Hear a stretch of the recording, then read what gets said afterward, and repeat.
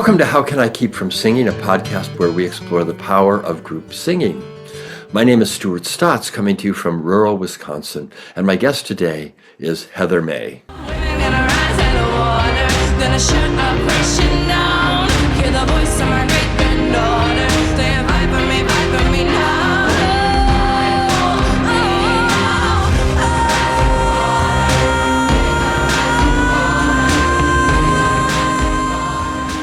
Heather Mae is a genre-defying artist and activist whose music blends the storytelling intimacy of folk with the grit of alternative rock and the hooks of indie pop.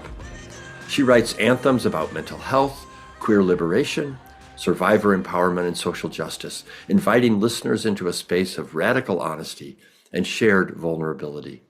Her double album project, What They Hid From Me, has helped to build a devoted community of light seekers and good troublemakers. Her concerts feel less like passive performances and more like participatory gatherings that remind audiences they are worthy, not alone, and very much still here. I would add that Heather Mae has recently been spending time in Minneapolis and brings her unique perspective on what's happening in the streets and in the shared voices of a resisting community. Heather Mae, welcome to How Can I Keep From Singing? Hi, thank you so much for having me. Let's start with just a little bit about who you are, your background. You're a musician. You come from Nashville, I believe. Tell us a little bit about how you came to music at all and what you do as a musician. I came to music by being a redhead and falling in love with The Little Mermaid when I was 3 years old.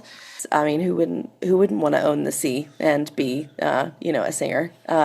For me, as a little kid, I fell in love with musical theater, and that was kind of my entry point, was wanting to sing on stage, and then that went into choirs. And then eventually when I entered into writing my own music, I was, just angry at what was happening in the world and wanted change. And I realized that if I took my poetry and put it to song, I could sing it on stage and combine all those things together. And so really early on in my career, as a songwriter, I was a social justice songwriter without even realizing that was really what I was. What did that look like for you? Does that mean a performer who's writing songs about the issues of the day? Does that mean a protest singer at rallies? What does that look like for you to be a social justice singer? It's a yes and situation. Not all social justice singers, I have friends who don't go to protests. Their protests and their signs, showing of activism is on a stage and in the records and recording studios. But for me, I grew up outside of Washington, D.C., so protesting, I've been, protesting since I was 12 years old, and I could convince my parents to let me get on the metro and go to D.C. myself. Growing up outside of Washington, D.C. in Northern Virginia, protesting is just in my blood. And so for me, it looks like writing music that is about the change that I wish to see, whether it be LGBTQ rights or women's empowerment, or right now, I'm singing and writing a lot of music about fighting the authoritarian regime and ICE absolutely terrorizing immigrant communities. I don't just sing on stages and write music, social justice music. I also, always goes back to my roots. Like if I'm on tour and there is a protest happening, you will often find me there with my megaphone at said protest, leading chants, singing songs with my guitar. Although in Minneapolis, it's been a little bit too cold to bring my guitar out, so it's just really been me and a megaphone. Let me ask just a little bit about Nashville, which I believe is where you live. So does that mean you're also at the same time pursuing some sort of career in the larger music business?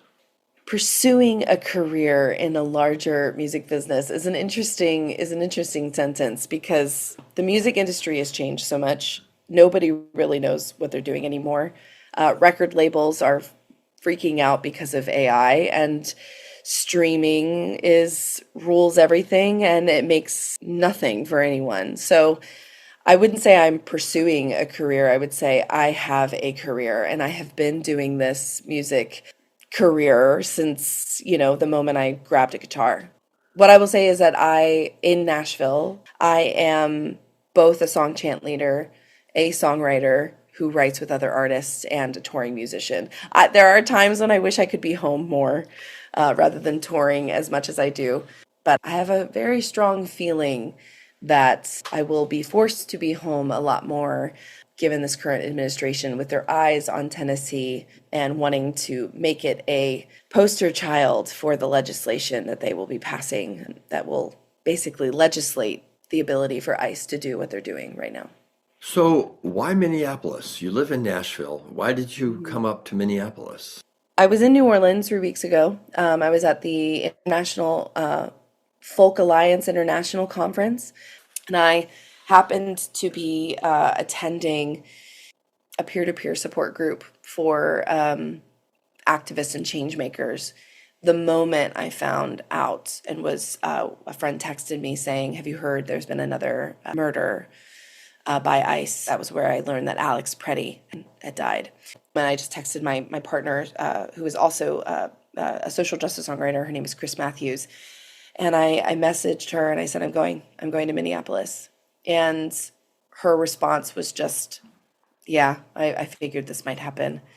You know, there's something really beautiful in the videos of musicians and singers, activists who are just absolutely taking to the street to protect their fellow Minneapolitans, which I've now learned is what they're called, and St. Paulites.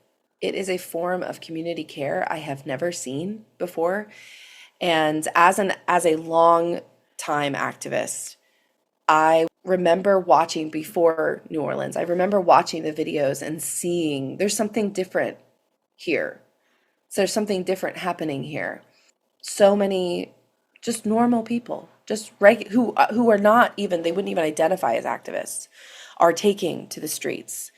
There's no conversation about political affiliation or voting, anything. They just are humans who are enraged, doing what they can. And so when I saw the video of Alex protecting that woman and learning that he was a nurse, I just knew, like, I have to go there. I have to meet them. I have to work with them. I have to understand the ethos of what did you all do to get people to wake up and support in all these various different ways. And I'm so glad I did, because what I learned, I think, at least for me on a personal front, to be able to have that information to bring back to Nashville, I think is going to be very important. What do I do with all this missing? You're listening to How Can I Keep From Singing? My name is Stuart Stotts, and my guest today is Heather Mae. What do I do with all this missing? Let's turn our attention to music in Minneapolis. There are videos that circulate that many of us have seen of people singing in the streets, these pieces of music that are somewhere between the line of song and chant, that have been developed often spontaneously and that clearly bring people together. Tell me a little bit about what that's like to be in that situation. I mean, there's really nothing like it. To be surrounded by thousands of people who are all singing the same words that they just learned. There's no sheet music. There's no lyrics anywhere. It's just ears connected, voices connected.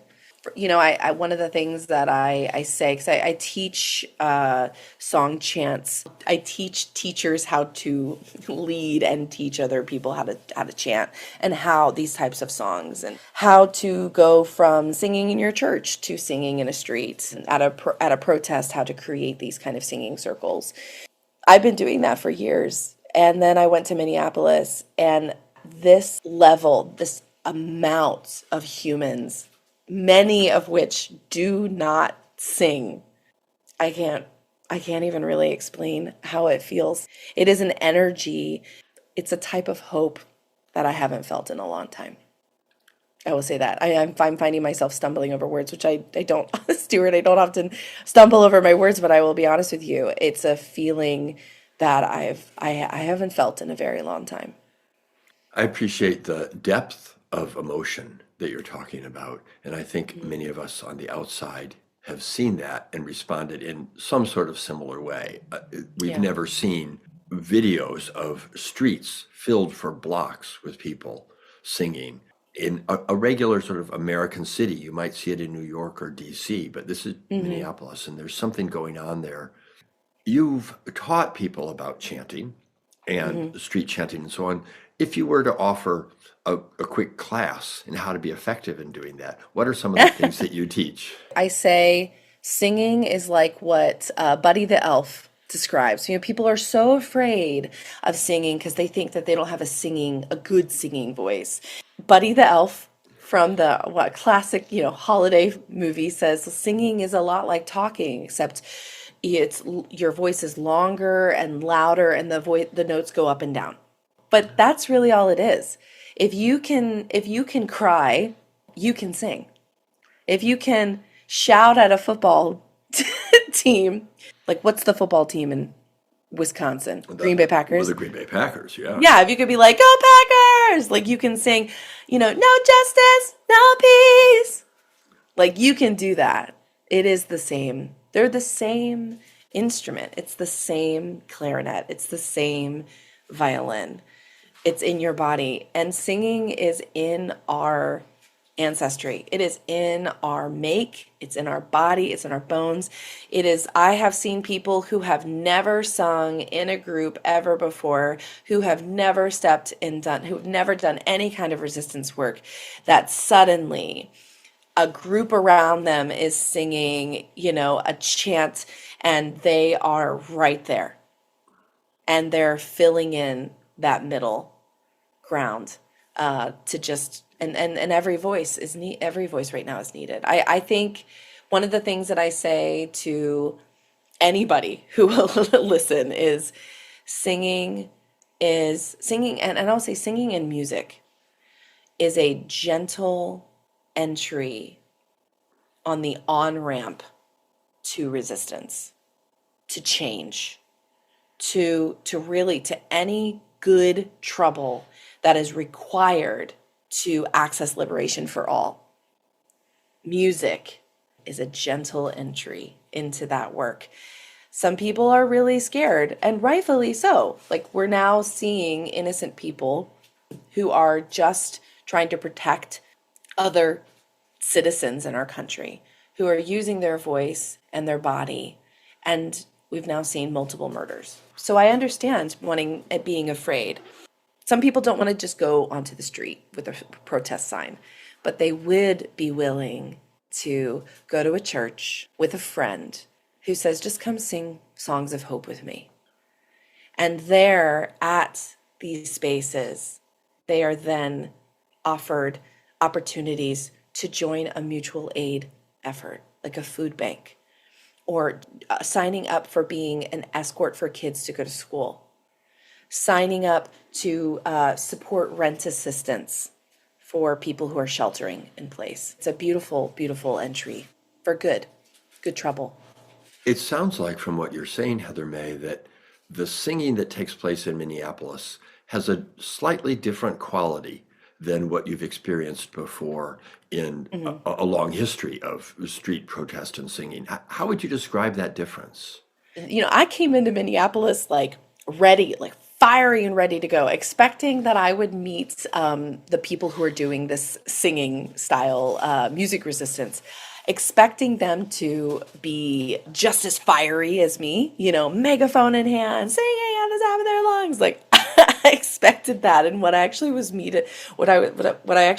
met was the leadership that was in charge, they don't like to say their leadership because they like to say they're leaderful, but the people who were doing the leading of the songs in these actions were less Emma Goldman and more Joni Mitchell than I was expecting.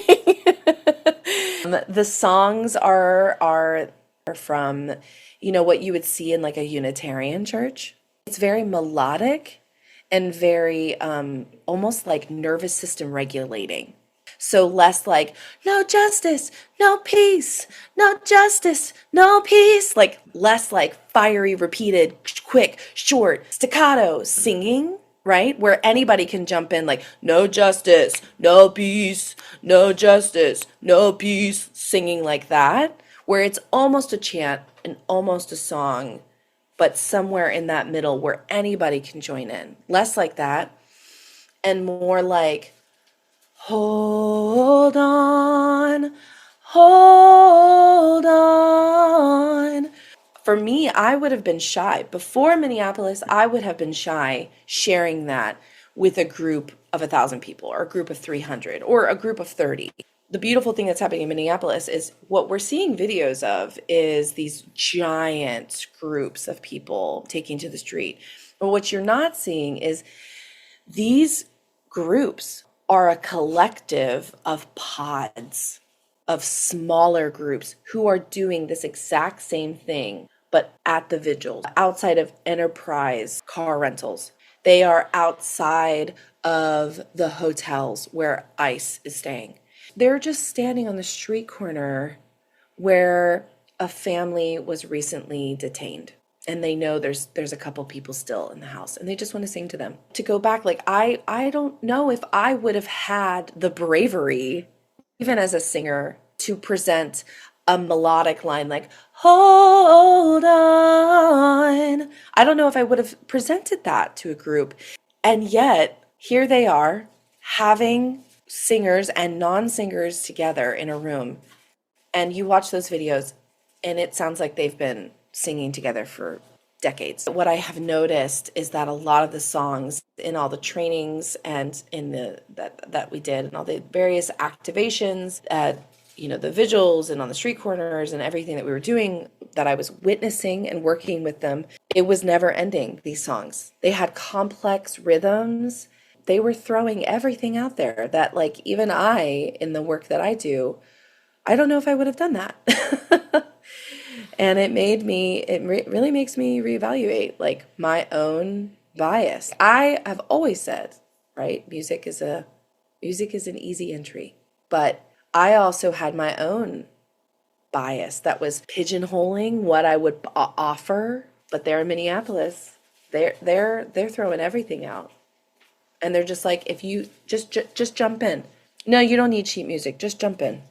It really reaffirms the sense that something different is happening in Minneapolis than we've seen before, hearing you talk about this. I wonder, are there, the song Hold On, which you mentioned, has been heard and passed around, and are there other pieces that you could just give a couple examples of other chants or songs that are working in a similar way?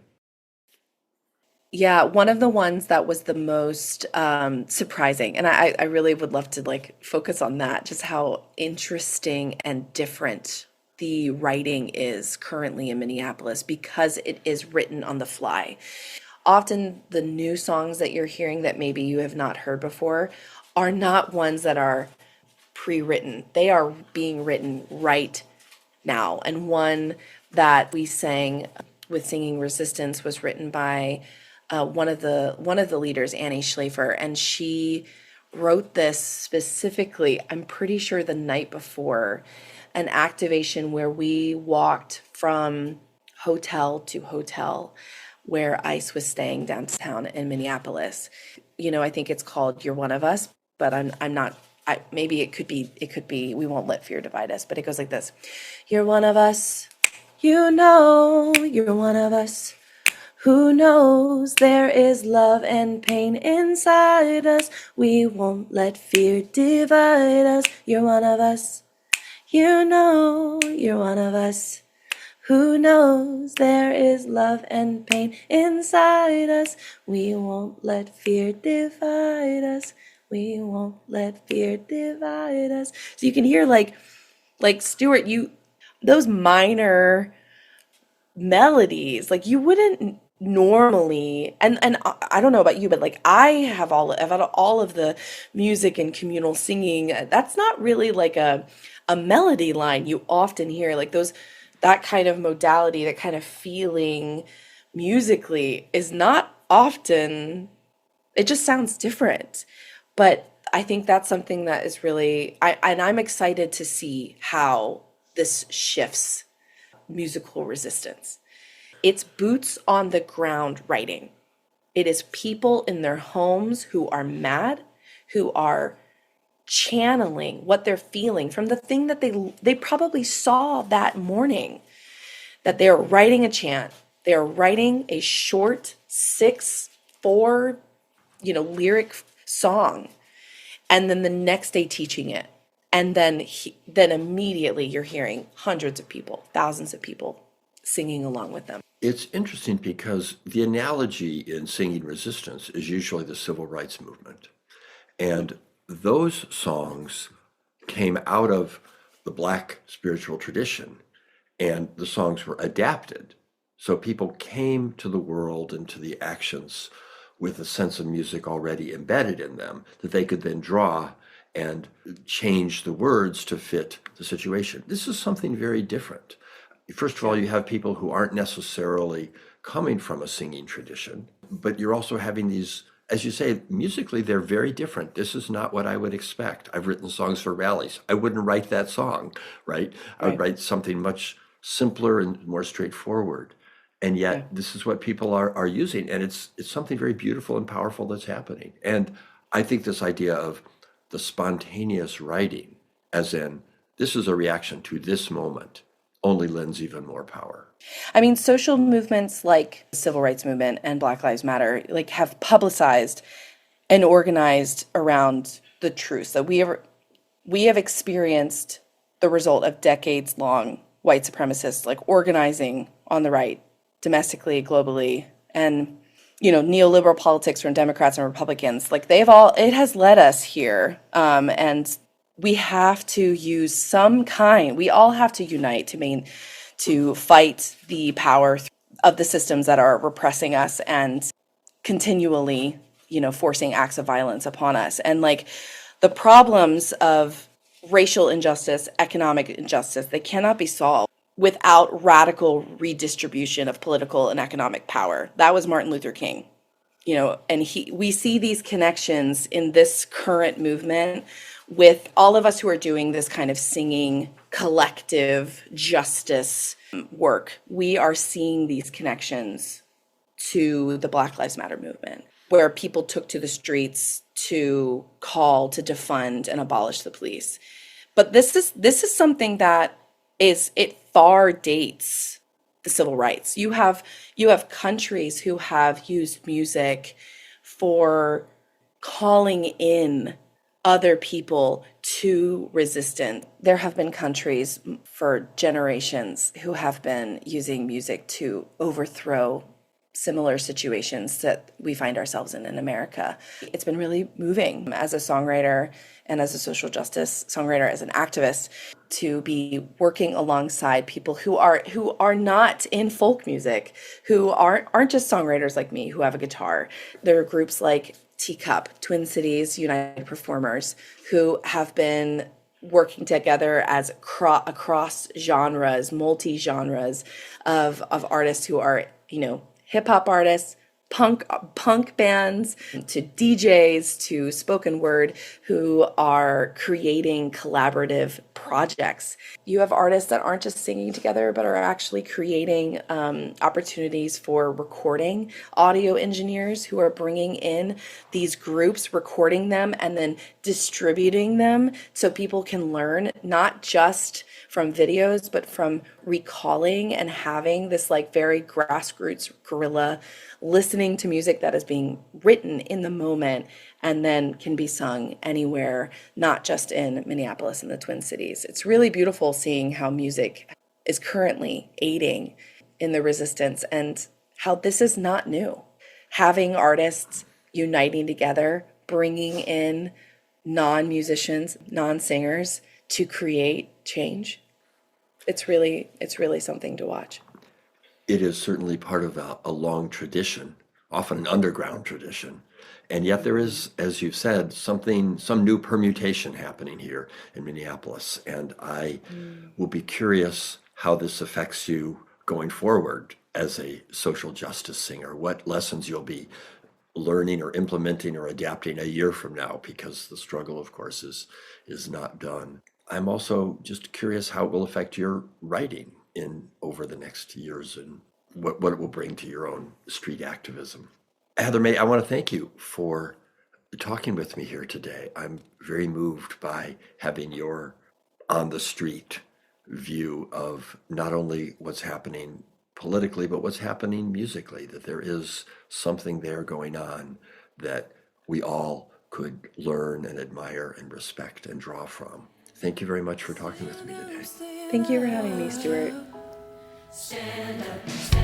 To the end of the hood, to the last lesson learned, I will wreck my voice, I'll be heard through the noise. I will stand my ground until I see the end. And you would too if you had been where I've been.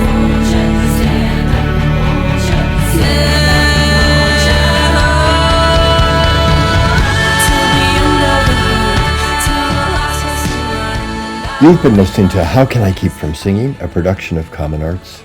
My name is Stuart Stotts, and my guest today was Heather Mae.